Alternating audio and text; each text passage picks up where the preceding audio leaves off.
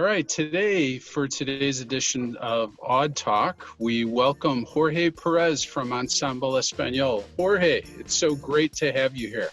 Gracias, Rich. Great to be here. Thank you for joining us in this edition of Odd Talk. So I really want to thank you for joining us today. And it appears that you're in your house. Are you joining us from your home today? Yes, still working from home here. Pretty much the dining room, which has become pretty much the meeting room, the ballet room, the staff meeting room, the dancers meeting room, the tech staff meeting room. It's become all the meeting rooms for all the business of the ensemble. It's certainly become everything to us, hasn't it? I look forward to the day that I can leave my bedroom. Because that's where I do all my work. Actually, today I made a trip to the theater, as you could see from the background, to do some things. So that's where I'm speaking to you from today, is the Auditorium Theater. Oh, that's fantastic. So it's not a virtual background. It's the real thing. Awesome. It is the real deal. So Jorge, we've been speaking from time to time during the shutdown down and the stay-at-home order, but tell us all how you and your company and dancers are doing right now as we're in our nearly third month of the shutdown. Well, I think we've been adapting as we go along, not knowing how long this shutdown was going to take place. We sort of immediately went into, okay, let's continue some of our promotional online videos. From there, the idea came out, well, after a few weeks, a dancer begins to feel in their body not being able to move. And so our ballet teacher said, well, Jorge, I'm willing to give a try on this new Zoom platform. And so we gave it a try. And right now the dancers are having their ballet classes twice a week on Zoom. And I will say that when I first viewed them, Irma and I was really emotional because to see everyone working from different parts of their homes, wanting to keep the art form going was just, it was just touching. And to see them all separated yet united as one, following, our ballet instructor, it just, really inspired me to know that, okay, we've definitely got to keep going. And that structure, just became the norm. Okay, what else can we do? So we're doing meetings with the dancers, with the staff, with the tech staff. We've come up with some wonderful, actually the dancers and the staff have come up with some really cool ideas, bringing back ballets with commentaries on there from choreographers. We had to cancel our American Spanish Dance Festival, which is the biggest event that we produce with guest artists from Spain. We were going to premiere 2 full company choreographies. And the beauty of it was, well, the whole world is on lockdown.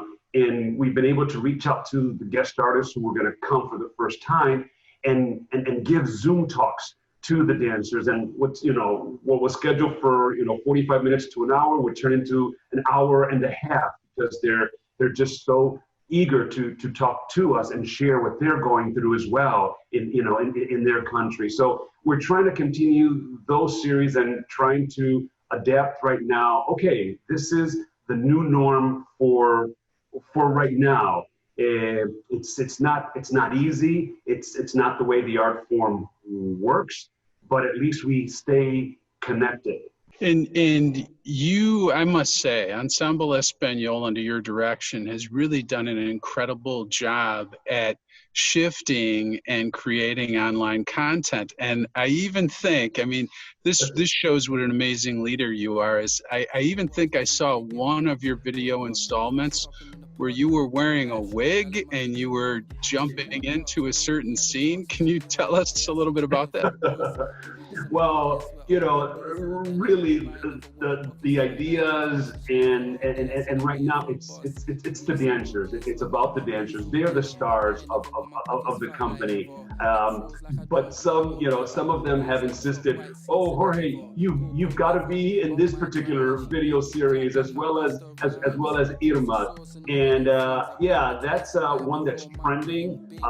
The challenge, I think they call it the "Don't Rush Challenge," and you use that rap song, and you've seen it with different theater companies, and the dancers were the ones that said, "No, Irma's gonna start it, and you're gonna end it."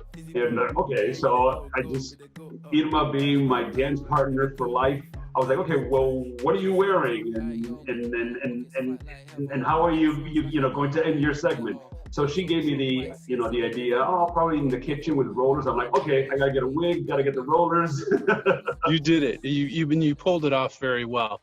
Now, before we get too deep in our conversation, I think we have to assume that maybe somebody is going to be dialing in and seeing this Odd Talk and may not know a lot about Ensemble Espanol. So could you just give us just a brief overview and mission under your direction for Ensemble Espanol? Wow. Well, the Ensemble Espanol is the premier center for Spanish dance in music in residence at Northeastern Illinois University. It was founded by Dame Libby Camacho back in 1976. She came to Northeastern in 1974 with her mom, concert pianist Dorothy Camacho, who happened to have won her Chopin Award there playing piano on the stages of the Auditorium Theater back in 1933 at the age of 11. And yeah, so Northeastern embraced Dame Libby's performance, asked her to become an artist in residence. And from there, Northeastern never let her go. And she continued her efforts and her work of presenting all styles of Spanish dance, the classical, the folkloric, the escuela bolera, flamenco, contemporary and traditional formats, working with choreographers internationally as well as locally and nationally. And, Irma and I pretty much grew up in the ensemble. We started out as teenagers. And Dame Libby, who was a master of doing it all. I mean, she was choreographing, she was writing the grants, she was dancing herself. She was just a powerhouse, and she just shared all that knowledge with us, which is why many of the dancers have different hats. And it's like, oh my gosh, just because that was passed down to us as, the successors. And so I think one of the things that we really, Irma and I, knew firsthand was the mission of the ensemble. We've got to stay true to what the ensemble and Spanish dance stands for in our community. And of course, there's a whole historic perspective on there, but it's in our mission to work contemporary, making sure that we are up to date with what's happening in our society, and that's reflected in our productions. And I think it provides a huge variety of programming that people leave. There's always something in our programs that you'll like. And then being in residence at an institution like Northeastern, who embraced us since day one, there we are offering academic classes for college credit in the art form. We've got 3 scholarship endowments. I mean, our dancers can actually dance their way through college. What an opportunity. And so, starting off the program as young as 4 years old, all the way through, adulthood really ensures for the ensemble to go on for generations. And then to have the caliber of artists that we continue to bring, we ask the dancers, what's on your wish list? And so Irma and I look at that roster, it's like, okay, yes, let's try this, up and coming choreographer, let's try this particular artist. And the beauty of it is that we still have ties with many of our guest artists, including the founding members of the National Ballet of Spain. And they're really, invested as a stakeholder in our company, as are many, many artists throughout the U.S. So you've clearly, by your explanation and by myself as a witness to it, you've done everything you can to remain relevant and remain true to your mission. And it's really been an honor to be somehow a part of that and to watch you do that. Now, I kind of want to turn the conversation back towards when we first met. And, I think we have to add another name to this conversation, probably two other names to this conversation. But I'm going to start off the story, and then, Jorge, I'm going to ask you to finish the story. Okay. So this was back probably in about 2001. And when I was working at the Auditorium Theater as the general manager, I had a conversation with our chief marketing officer at the time, who also worked development as well, Judy Green. And Judy said, Rich, I met this woman named Dame Libby Comaico, Ensemble Espanol, amazing, beautiful dance. You and I really need to figure out how to get them on the Auditorium stage. There you go. Now it's over to you. Very, very exciting when we heard that you were considering to have the ensemble on there. It became full circle for Dame Libby because of her love for the art form, and of course what being in the Auditorium Theater meant to her because of her connection to her mom.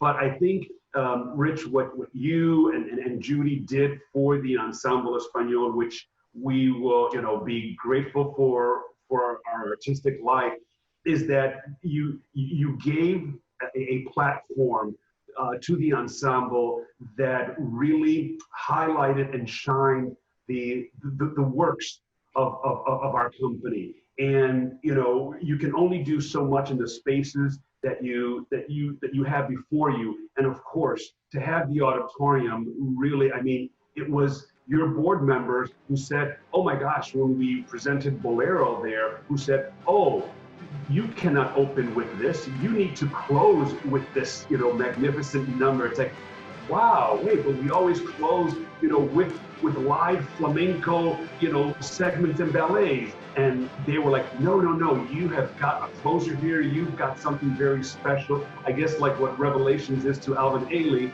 Bolero immediately was seen as, oh, that's Ensemble Español's, trademark. And so I think once you provided us that platform, that outreach, the work and the company and the dancers, we felt like we were validated in the community. I know we had been there already, 3 decades, but it really brought us to the stages in the community that didn't know about us, including our own colleagues from Joffrey to Hubbard to Gus. It really gave us that, that visibility. And my gosh, again, and to be part of the international series of the Auditorium Theater, and then to have the Auditorium Theater community embrace us. My gosh, and the reviews, it's like, wait a minute, the reviews were incredible. We're like, but we've been doing this work. But again, it was that platform opportunity that really was a game changer for us. So thank you so much. And the thanks go to you, Jorge, because it's been a relationship that we're certainly proud to be associated with, and we hope can continue in perpetuity here. So absolutely, thank you. Won't that be fun, right? When you and I was about to say old men, but at least for me, I am an old man right now, and that feels like a long time ago. But many, many years from now, we'll be looking back and just having fond memories about all the performances that you've had here, which I think we're at a total of about 14 right now. Is that right? Correct, yeah. We're at 14. 5 have been the ensemble solo on the program, and then the others have been in collaborations with the Stomping Grounds Festival and also Dance for Life. So Jorge, in the last few weeks, since the death of George Floyd, we as art companies, we feel like we've been challenged, and you and I have talked a little bit about this. We've been challenged to address racial inequity, in what we do and how we present ourselves and within our own organizations. So what does this type of a question, what does this mean to Ensemble Espanol? Well, I think right now for the ensemble, We are still sort of dealing and having those conversations right now. I think we're all shaken up to this an unfortunate reality that's in the American society. We really have to face the reality of racism. And I think one of the things, because of the ensemble's work, I mean, we are a mosaic of world cultures. If you ask us, Jorge, how many Spanish dancers do you have in the ensemble? It's zero, none. We all represent and come from different cultures, all for the sake of this one art form that we all are so passionate about. And I think, our new development director, Kim Grigsby, has mentioned you all are just constantly, every time you get together, you are building bridges, internally, and then when you present your work, externally. And so, okay, how do we take that and make sure that that is happening wherever we go? And that's the conversations right now that we're like, okay, we're shaking up. Are we really doing that? And if we know better, we've got to do better. How do we do a better job of reaching, our communities? It's Black lives do matter. And are we really attuned to all these injustices? We've got to break that norm. I mean, and it goes, from healthcare to of course, equity in the workforce. And so all of a sudden, we've got this shakeup here. What can we do better? And right now, Rich, we're actually having those conversations. We're bringing in, guests from the community to let us know what else can we do? What else can we have our dancers who are in the forefront of the ensemble? They're in the front lines, empowering them to know, hey, this is what you're doing. This is what you need to do better. This is what we can do as leaders. I know that the art form allows us that platform to reflect, and you see it in some of our choreographies. But do we really see that?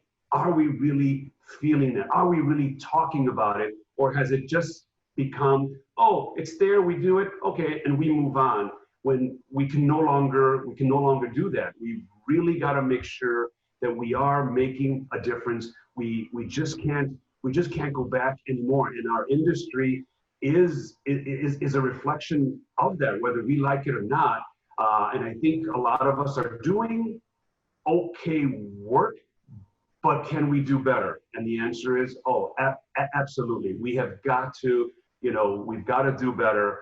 And I think, working together and beyond, and making sure that these injustices don't ever happen again. And we have we have a new generation that's watching this, and they cannot be told, oh, it's okay. No, it's not okay. And they're the ones that are going to carry that torch. But it's the structure right now that we need to change. Jorge, I think you bring up such a strong point, because it's now, I think we've all realized it's not enough if I'm not a racist or you're not a racist. The question then becomes, what else can we do to change the narrative and change the story? We're at a pivotal time right now, and I think that's what you just described, as how do we do more to change the course of history? How do we do this? So Jorge, in this incredibly intense time, as we're all longing for the day when we can be open again and host live performances, what keeps you hopeful and keeps you moving through your day and getting up and getting out of bed and charging through your day, as I know you do? Rich, it's you. It's people like you. It's stakeholders that have been with the ensemble for so many years that are looking forward to our return. It's the dancers. My God, every single day, hearing from them and staying connected. It's my partner in crime, Irma, who have all these ideas for us move forward on new projects. And that theater right behind you can't wait to have these collaborative works ongoing to share with the community. It's the loss that we had for our festival this past summer and all those wonderful works and guest artists, where they're now just being bumped into the next season. And so I think right now that's what keeps us going. And we're even connected with other choreographers throughout the nation and even internationally in Spain. And they're also wondering how are we doing. And I think with each other, making sure that we stay focused, and this is just all temporary. But I think it also causes us to pause and appreciate more. We're never going to be, we're not going back to normal. Everyone's talking about, oh, I can't wait for things to go back to normal. No, between, the George Floyd unfortunate setback, the unfortunate, pandemic, the recession, we can't go back to a normal. And I think right now, to know that what we love could have been taken away, and for many institutions, they're not coming back. And how do we then reassure for that never to happen again? So I think this is a time where we're reflecting on preserving the art form, but more so, how do we, safeguard the institution that we've been carrying on for so long? And so right now, the breaks have really made us think about all those sectors of our programming that we look forward to, but more so, how do we, safeguard the ensemble for the next pandemic or, the next crisis? And so, I think that's, what's pretty much, keeps us going. And as you know, Rich, we've had, conversations, making sure how are we doing with our own, institutions. And I think that's the key right now. Let's stay connected. Where can we give a hand? Right now, perhaps even space-wise or programming-wise, that opportunity now more than ever could really make or break institutions right now. So well put, Jorge. This type of a situation, which I heard you say, is reminds us of what is really important to us, and reminds us of how we need to protect ourselves for the future to ensure that we can continue and grow and just continue to do our best. Yeah. So Jorge, I'm going to ask you one final question, and it's going to be a challenging one. Okay, so put your seatbelt on here, because I'm going to ask you to come up with just one favorite memory, one single favorite memory of Ensemble Español in the Auditorium Theater. Oh, that's a toughie. Oh, man. Oh, boy. Wow. With our history with the Auditorium, I don't know if you knew this or not. I might have shared this with you in the past, but the Auditorium Theater was the stage where I received my high school diploma from Roberto Clemente High School. And I remember the first day of the walkthrough. There was no walkthrough. The day of the graduation is the day that we were presenting our diplomas. And don't ask me who the guest speaker was, because of the power of that theater and those lights. Every single graduate's hat was up in the air looking at, where are we? Are those stars underneath us? And to be able to get on that stage and accept my diploma and look back at my family and the power of that theater, and having that passion for the art form, it's like, wow, wouldn't it be cool to be on this stage dancing, performing, and listen, a decade and a half later, that sort of dream, comes through. But I think, watching, I don't have that, watching the ensemble and Dame Libby's works, come to life in a format that just enriched the company. I think also being able to collaborate, with so many amazing companies that the Auditorium Theater, brings, and those moments backstage with the different dance companies, and it's like, oh, you're right, that's a toughie. I can't select one. There's just too many. Well, you picked such a good one, Jorge, and you know that's what we hope. We do those commencements whenever it fits in the calendar, and we're hopeful that as the graduates come across the stage, that just leaves an impression on them, and clearly that's what you described as what happened to you. So. Well, and you know that you in 2002, we also, and thank you so much, you and Judy allowed us the platform to present our Tales of Spain multimedia lecture concert series for grade and high school children, and to fill that auditorium with children. As you know, field trips are life-changing. And even before that curtain went up on our program, you had already changed lives stepping into that theater.